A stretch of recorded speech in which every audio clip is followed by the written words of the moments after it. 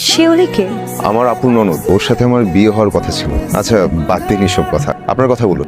আপনি বললেন আমি শুনবো না, তাহলে কেউ আমার প্রেমে পড়ে না কেন? যে কারণে আমার প্রেমে কেউ পড়ে না। কই পড়ে তো, কে?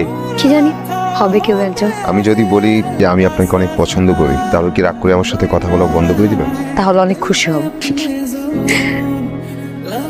আজকালকার ছেলেমেয়েরা কেমন জানো, প্রেম, বিয়ে, ভালোবাসা এসব ব্যাপারে বাবা মাকে তোয়াক্কাই করতে চায় না।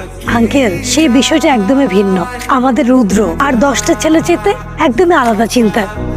কাশফুল দূর থেকে এমনই লাগে, তবে ফাল্গুনির বিয়ে আমি আপনাদের সঙ্গেই দেবো, এটা আমার শেষ ইচ্ছা।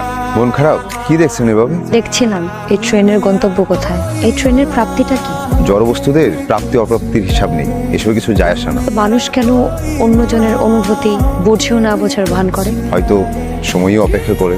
ভালো থাকা, সুখ, অসুখ এগুলো টাকা পয়সার সাথে সম্পৃক্ত না।